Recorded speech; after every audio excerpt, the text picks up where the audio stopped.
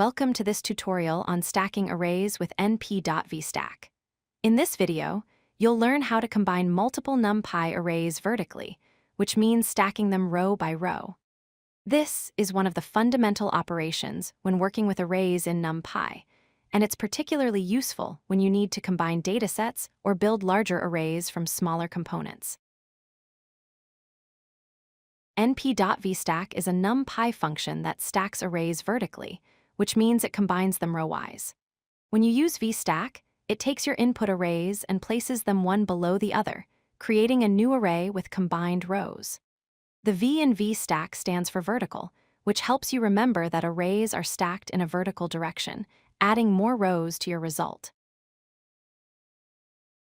The basic syntax for vstack is straightforward.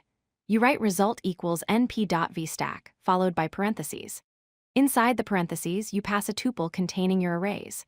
So it looks like this.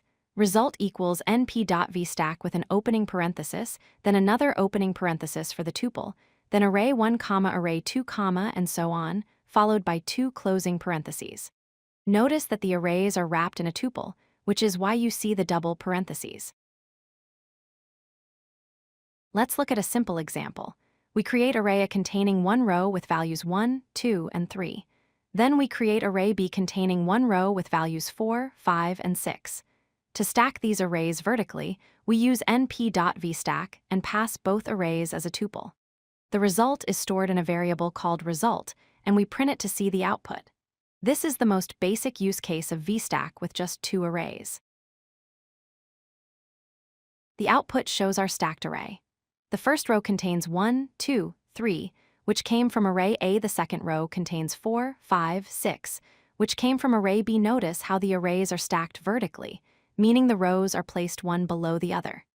This creates a two-dimensional array with 2 rows and 3 columns.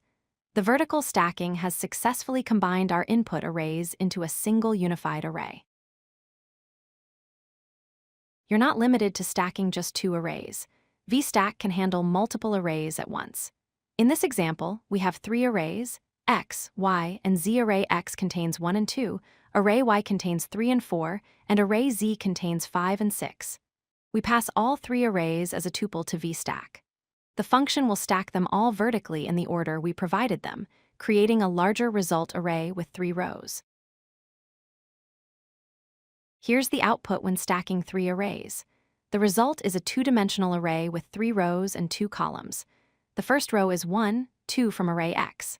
The second row is 3, 4 from array y. The third row is 5, 6 from array z. All 3 arrays have been stacked into one, maintaining the order we specified. This demonstrates how vstack scales to handle any number of input arrays you need to combine. Let's review the key points about np.vstack.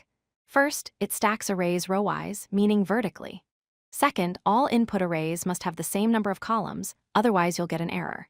Third, vstack returns a new array with combined rows, leaving your original arrays unchanged.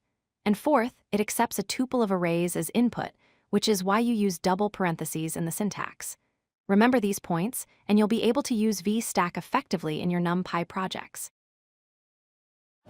If you like this video, hit that like button and don't forget to subscribe.